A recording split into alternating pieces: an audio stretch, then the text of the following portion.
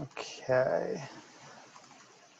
So homework 4, raise. And can everyone see the annotations I added to their homework? So I did put okay, good. So I put a bunch of comments and stuff down. Okay, so homework 4, question 4. So this is the well log. Okay, so the idea is that we have some log, has a crap ton of data on it. We looked at that one before.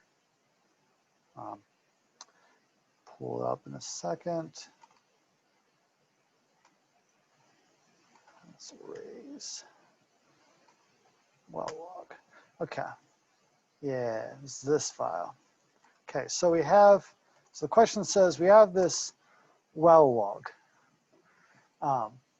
So has all the data you could ever want for a well. It has the leftmost column, that's depth. It records a whole bunch of different parameters, every half a foot, starting from 4 feet above the surface to 2,000 something feet below the surface. I think is this particular one. This guy goes down to 2,630.5 feet and records a bunch of parameters. What we want to do is you grab a particular column, in this case the dpor column or the density porosity column, and compute a porosity from that for the depths from 1,000 feet, so way the heck down here, way the heck down here. Depths of 1,000 feet to, question says 1,025 feet. And we do that with the equation that's given in the homework. So you have pull the screen share back over here. So the porosity phi is computed from the density of the matrix, which we have, minus the density that's listed in the data, divided by rho matrix over rho fluid. Again, we have rho matrix and rho fluid given. So essentially we just have to find depths from 1,000 to 1,025 feet, do this math with them, and we're done. That's the gist of the assignment. So there are two things we have to there are three things that we have to think about here. One, we need to pull in the well log. Like Python needs to be able to see that log. Two, we need to find the specific depths that we are interested in, and at those depths, do this math. Those are the three things that our code needs to do. So let's do it.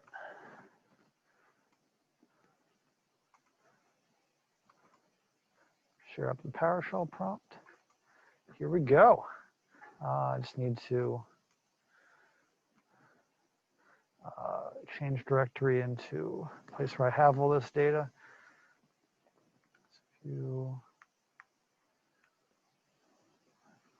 Great. All right. So here we is. Let's this is problem 4, right? All right. So start with the comment saying what it's doing.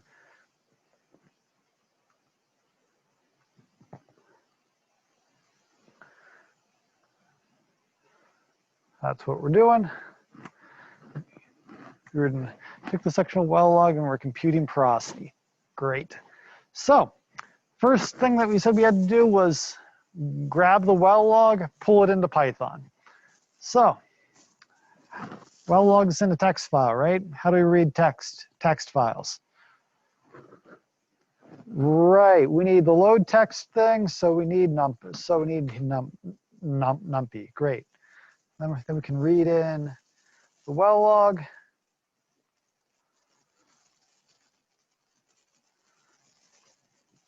I think mine's just well_log.text. And when I looked at my text file, I had one back up at the top here. I had one line of text that aren't numbers, so I have to skip one row there.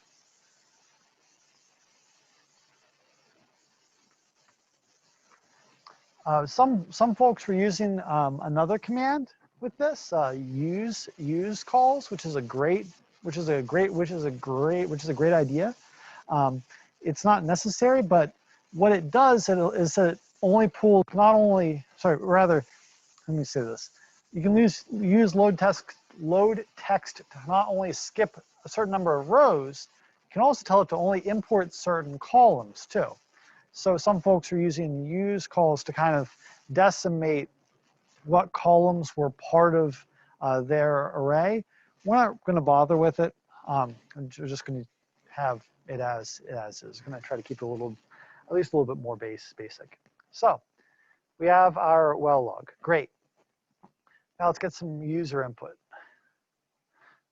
You might say that these would be like what depths we care about and those bulk densities and stuff like that. We could hard code all these in, and for something that's as dumb and stupid as this, in terms of like, this isn't a code we're going to be using for a billion things.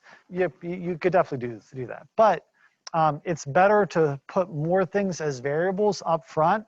So if you have to change something later on, you don't have to go through and find the 50 places that you use that you hard coded that in. You can just change one number up front and it just updates everything. So we're going to put the matrix density, the fluid density, all that stuff that we could just hard code later. We're just going to put it all as variables right up front. So I think fluid density was one of our inputs here. That was 1 gram per centimeter cubed.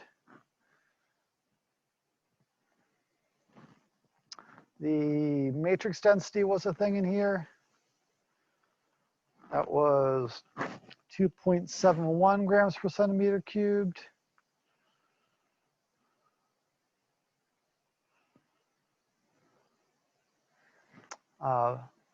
Where we want to start getting information like a user input, where we want to end getting information like a user input. So those are all things that conceivably could be something else. We're just picking numbers for this one though. Are we all happy with that part? Sweet. That was pretty straightforward. And I probably should say this too. As I've been looking through the homework, I have appreciated you guys got a really good grasp of the different parts of the language, and with individual parts. You guys are doing great. Putting them together is always the hard part, and well, that's why we're here. So you guys really are doing a good job. I am going to put out, after the midterm comes back, I'm going to say any homework problems that you guys wanted to go back and redo, I'll give you half credit back on, but just something to keep in the back of your heads. Okay, so we got our user inputs. Now we need to find the depths that we want to do math at. So we know what they are. Yeah, they're 1,000 feet and 1,025 feet, but we have to find them in this text file. So before we get too far, let's just see what that looks like. So I'm just going to print that well log. So Python, I hope I got my title right. Nope, I missed what it was actually called. Well_log.text. Okay. Oops. Doesn't help when I can't see it.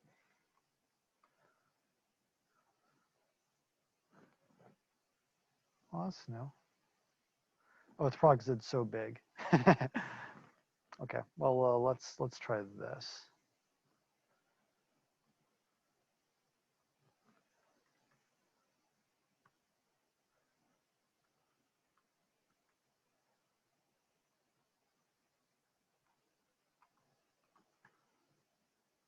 Okay, so there's my well log, right? At least 50 rows of it. That's kind of pain in the butt and weird. So let's look at it in here, in my text file as a text file. So this is my thing, right? I have let's see, 1, 2, 3, 4, 5, 6, 7, 8, 9, 10, 11, 12, 13, 14, 15 columns here. I think 15. If I had to give a column number to the column with that had depth, what would be the address of that column? 0, right? And if I'm looking for the address of the what's called bulk density, the bulk density column, the one that I'm going to use to compute porosity, which one's that?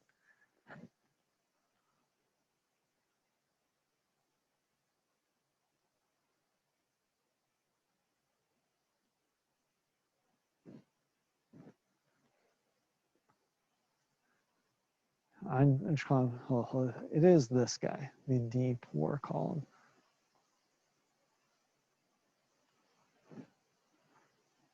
What's the address of that column?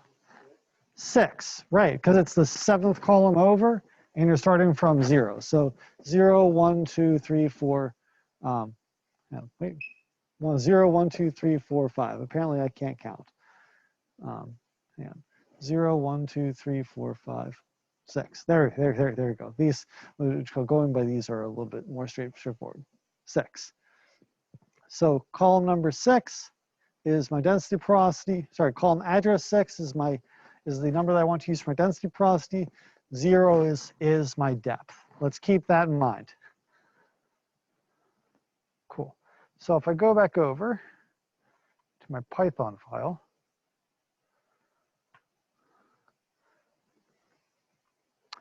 just gonna get rid of that print statement. I'm just gonna make a note to myself: depth column 0, dpor column 6. Just so I remember which one's which. Okay, so I need to search my depth column. I need to search column 0 until I get to the right depth, and then pick the density porosity or the bulk density, whatever it's called, at that depth. So, so I need to go through my well log. Remember, that's an array, right? So I need to cycle through it. Question is, how far do I go? So I need to know the size.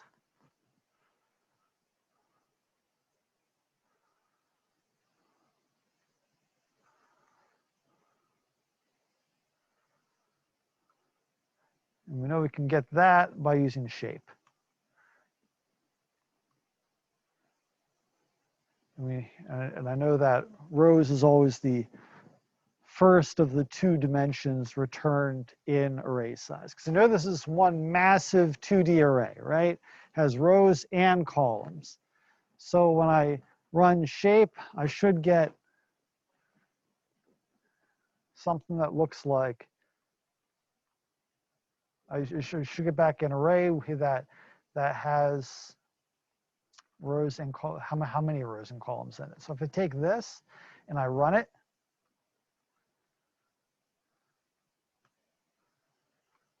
it's saying that I have 5,270 rows and 16 columns in there. So I just want that first number. So the address of that first number in this little array here is what?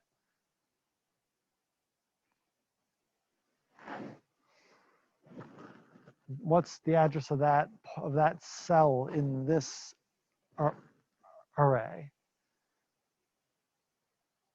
It's weird because there aren't rows and columns, right? It's just two numbers, right? But the rule is that if I have an array, this is an array. The first element of any array is what? Always 0.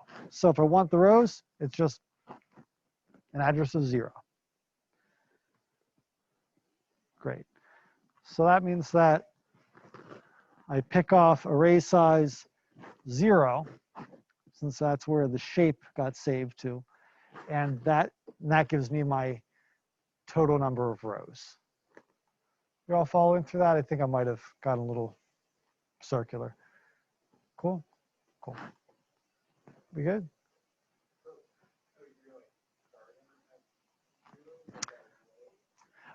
Right. So I haven't actually started going through the well log yet.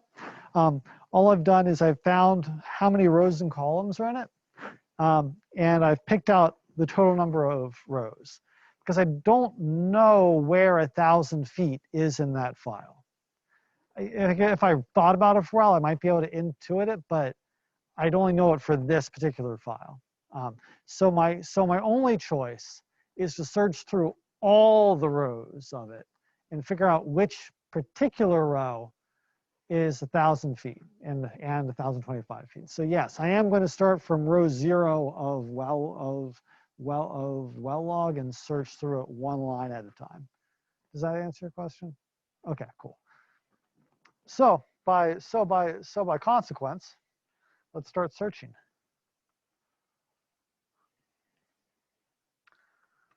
So I know a for loop will do exactly what I want for exactly the amount of time that I want it to. So for I in range total rows, that'll go through every single row in well log if I want it to. And I said that I'm doing this in order to find the depth that I want. So each time through the loop, I'll pull a depth out of well log. Question is, what's the address of the depth in each row? We know that it's in column 0. Question is, what should I put in for what row? What row am I on? So it's almost a trick question. I'm sorry. Say again. The first time it's 0. Second time it's 1. The third time it's 2, and so on and so forth. But what's the variable that goes through all those rows?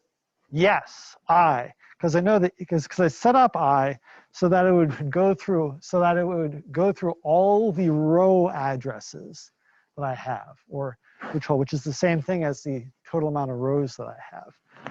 So my row number is going to be I, my column number is going to be 0, because I know that the depths are in column 0.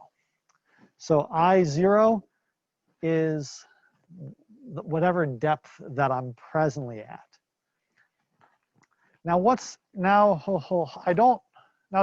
only reason why I care about depth is because I only want to compute porosity for a particular section of the log, from what, 1,000 feet to 1,025 feet.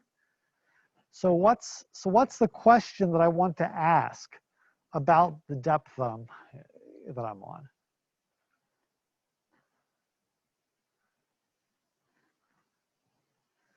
What do I want to know about it?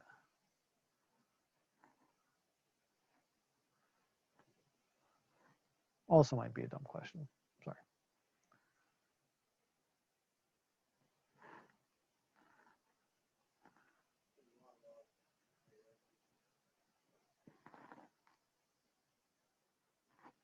I think I phrased my question badly.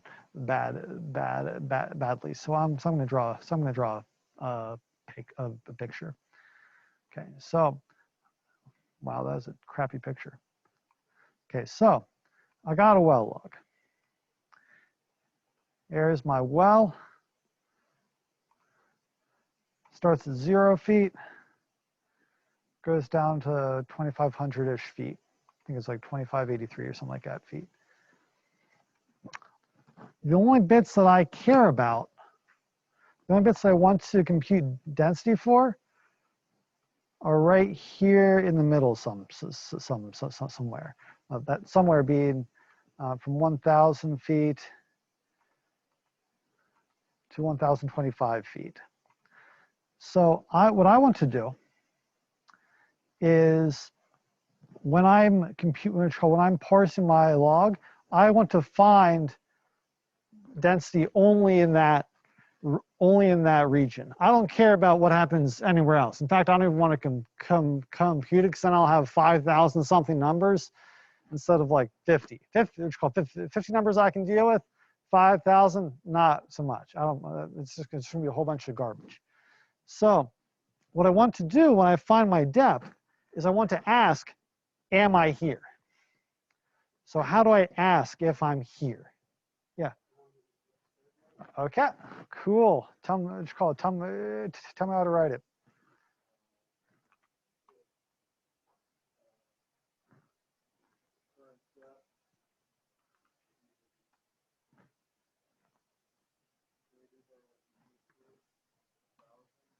And what's the variable that represents 1,000? Yep, because we want to be able to change that if we can. And it has to be greater than that. And what else?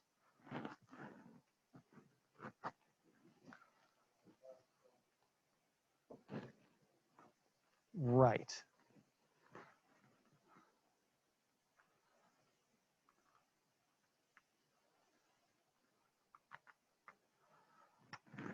If that's true, then we do math. I can say something like prosody equals, what was the equation? Rho matrix rho B, so matrix density minus rho B divided by matrix density minus fluid density. Great. But there's a problem here, right? Like, we never said what rho B is. So where do we get that from? That's that deport column, right? That's in our well, that's in our well log. So if I go back to here, I want whatever value is in this column at whatever depth that I'm at, or you might think of at whatever row that I'm on. So before we compute porosity, we need to get that.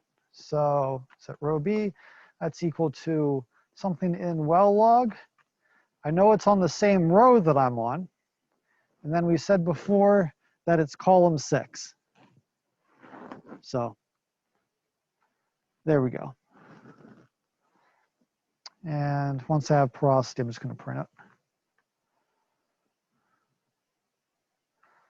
And since I have depth, I might as well just print both at the same time.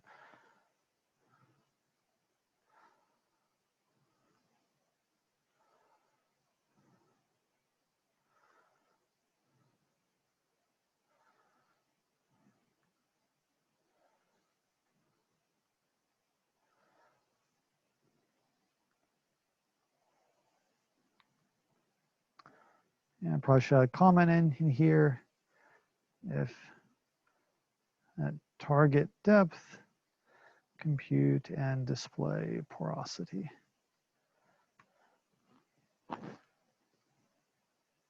Any questions on that? Does that make sense?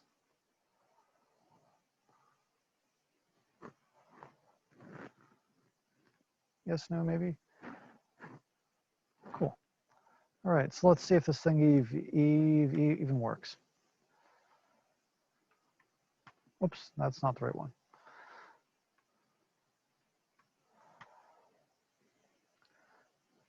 Cool. So when it went from, if I look at my depths, goes from 1,000 feet to 1,025 feet. Porosity numbers are weird for anyone who's in rock properties lab. Those are really strange numbers. So there's a really good chance that we have the wrong column. Let's check that out quick. How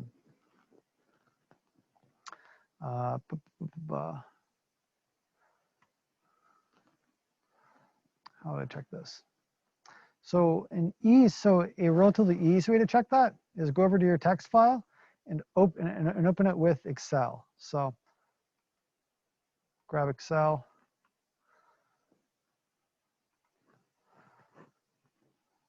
Let's go over to my well log and see if I screwed that up.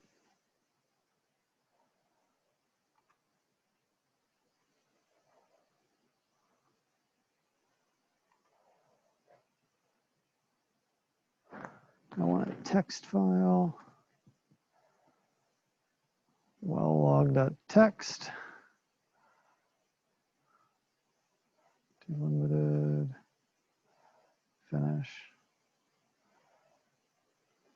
So if I open up my well log text file in Excel, I see there's an extra column here.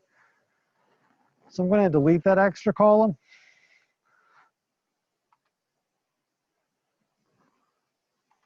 I'll make sure this is shared. So I'm going to delete that X column, just count over one more time. 1, 2, 3, 4, 5, 6, 7.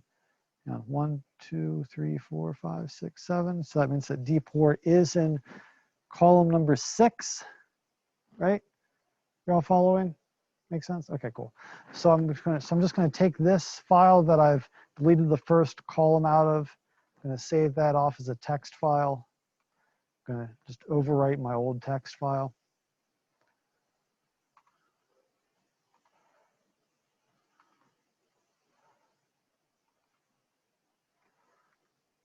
Try running this again. Interesting. Let's have a look.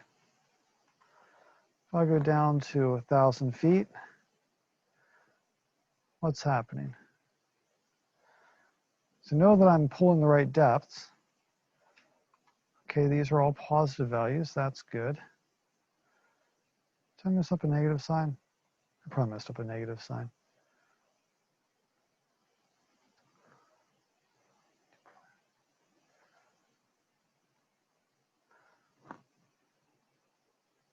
Oh, yeah, that happened too. Okay. Let's just make sure I didn't mess this up.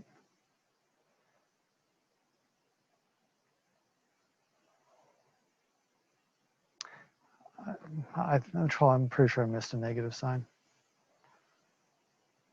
Because all those are correct if there's a minus sign there.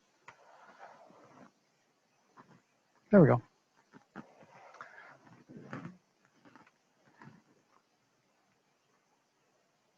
Yeah, I think I just missed a negative sign somewhere.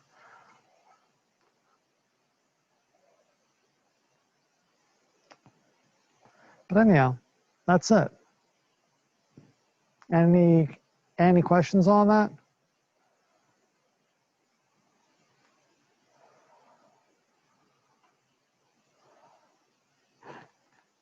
None? All right, cool. Does that work out for you? Great. All right. So since we're on a roll, let's do homework for problem 3. For kicks and giggles. So this was cycle through launch angles to determine max height range. Great. We know we're probably going to need numpy in here somewhere, so let's just import it now. So the question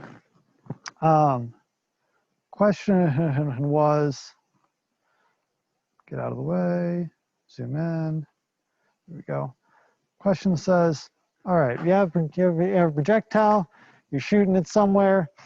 So determine the maximum height and range from a set of firing angles. So if I vary theta, it'll change what change the height of the height that the projectile will get to. It'll also change how far it'll go.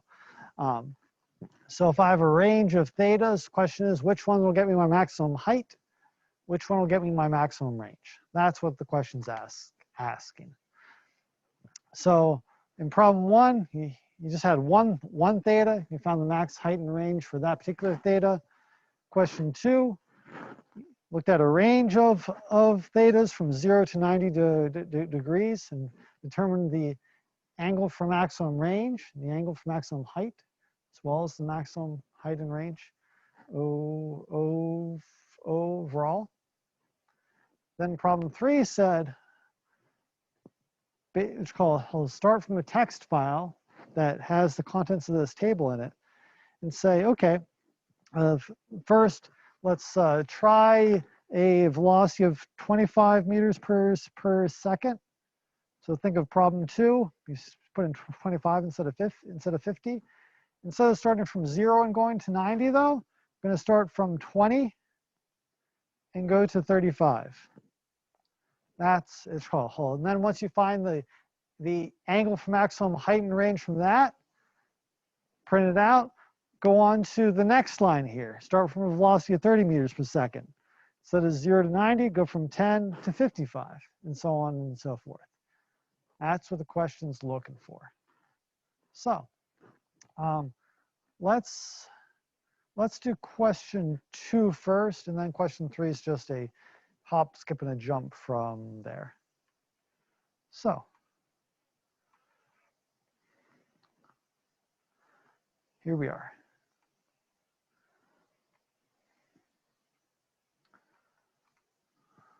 So first thing I want to do is initialize some variables. So not say it's I think it's 50 meters per second for this one.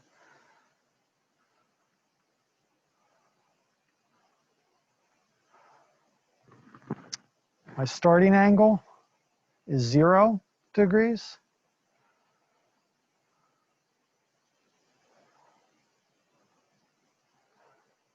My ending angle is 90 degrees.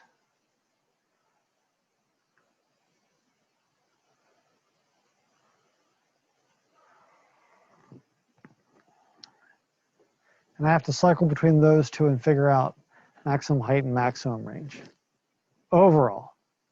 So I'm also going to make up some variables just to store that maximum height and maximum range for when it comes up. So I'm just going to have a variable here. It's max height. I'm just going to have it as 0 for now. Come for the label here. Variables to store parameters associated with max height range. I'm going to set everything to 0 for right now.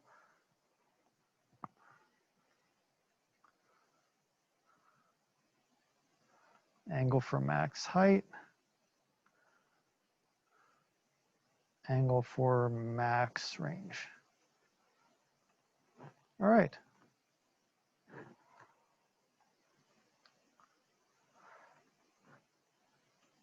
And for kicks and giggles,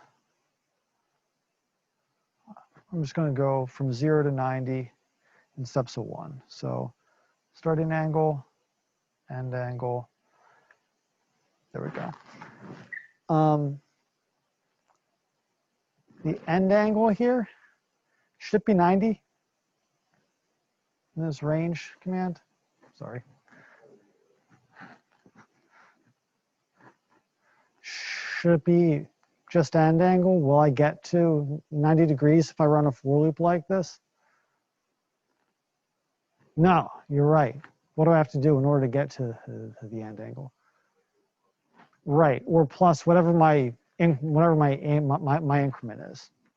So I'll add 1 to that because my increment, my step value is 1 by default. All right, so conveniently, this gives me my firing angle right off the bat, right?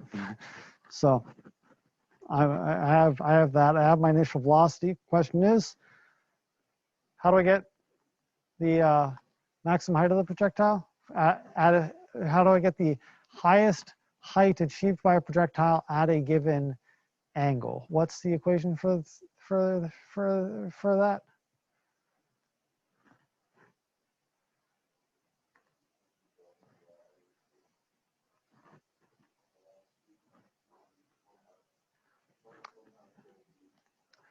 Okay, so you're right. That's how to get any height over the projectile's trajectory as long as I know time. But I can solve all that down. I can skip a lot of math, and I can and just figure out how high the thing is going to go.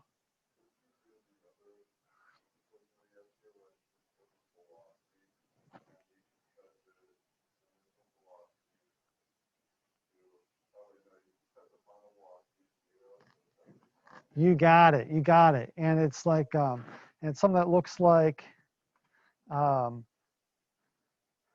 this to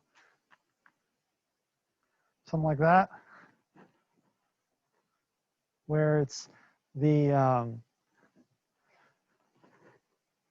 which is called where it's the velocity at a location. In this case, that'd be 0 equals the initial velocity plus 2 times that's negative times the distance in order to get there.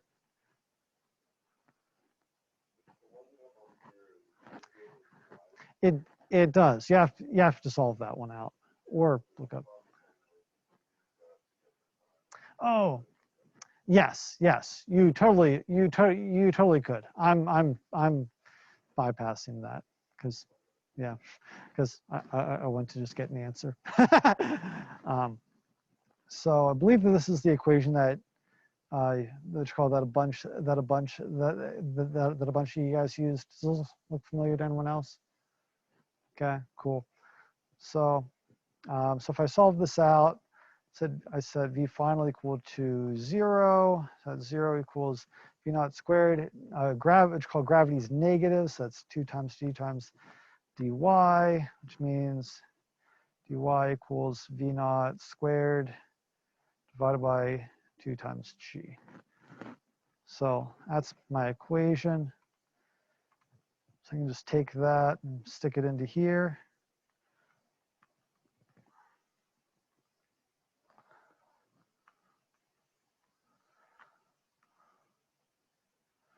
That should come out in units of meters. And then range. How do I get range? I could go through and solve for time. This is just faster. One trick that at least one person used is that when the vertical velocity is equal and opposite, it's really that's when the projectile hits the ground again. So I could say Vy final is the same thing as negative Vy initial. So negative Vyo equals Vyo minus g times time. That's an equation. So if I solve that guy, ends up being 2 times Vy initial over g equals time. Then I can substitute that into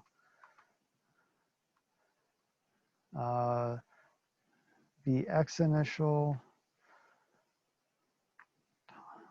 times time equals Vx naught times times 2 times Vy initial over G. Something like that.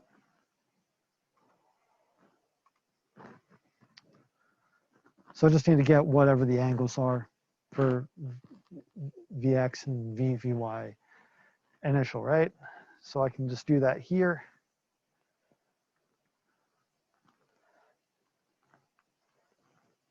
NP dot cosine, except for cosine uses radians. So I'll convert into radians.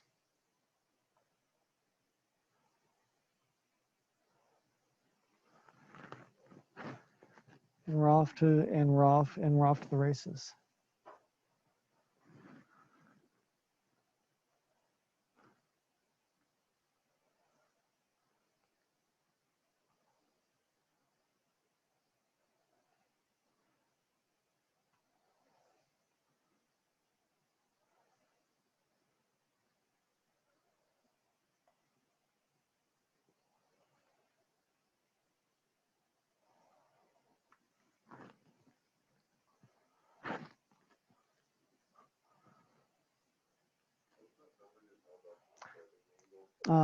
So I'm converting starting angle, rather, what am I doing with starting angle? I'm converting theta, sorry, my apologies. Converting theta, because that's the angle that I'm presently at. I'm converting theta from degrees to radians, so times pi divided by 180. Yeah, so that's pi, 2.141596, at least the first 7 digits of it.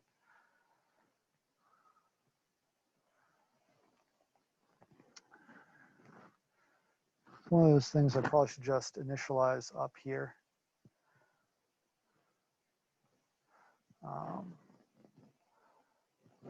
G is 9.807.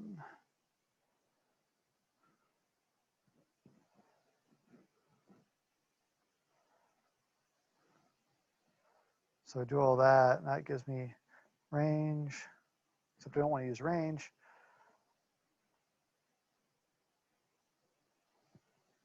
It's not the one. Say X max is what? Vx naught times 2 times Vy naught over G, something like that.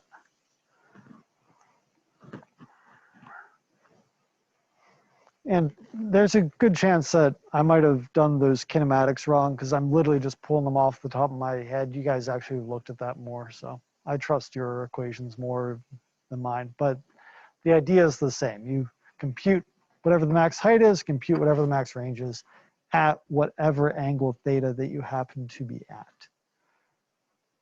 Oh, that's why that looked wrong. That should be V naught y up there. That should be V naught y. That's why it seemed off.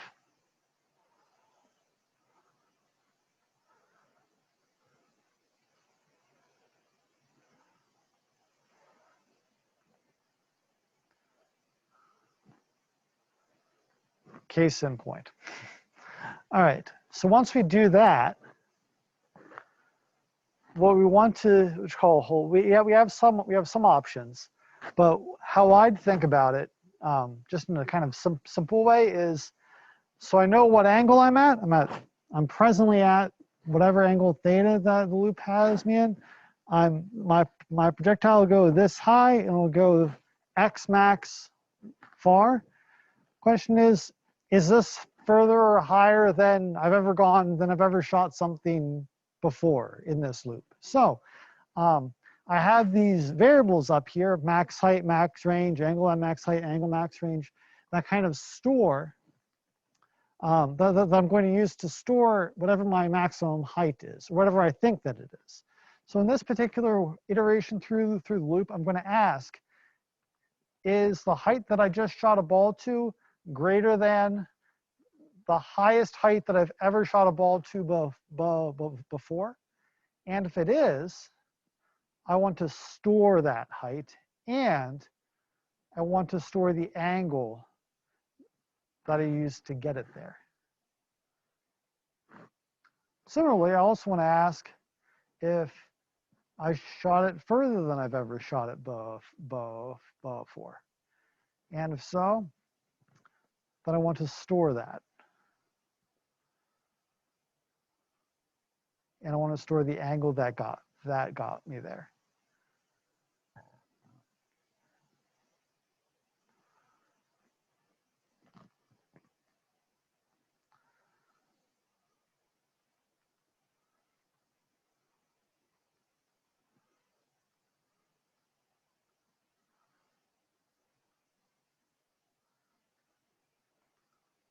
And because, yep. And then and then it'll keep updating that each time through the loop, right? Each time through the loop, it'll compute it'll say, okay, for this angle, I can shoot it this high, this far. Is that higher than I've ever shot it before? If so, store it and store whatever angle that I'm firing at. Is it longer than I've ever shot something before? If so, store the range and store whatever angle that I shot it at. Checks it every time through. So as it goes, it computes, it checks, it increases the angle, computes, checks, increases the angle, and keeps on doing that until it's gone through all the possible firing angles that I want to go through. Does that make sense? We cool with that? And then at the end, at the very, very end of the loop, you can just say print off maximum height, angle for max height, and so on and so forth with range and whatever.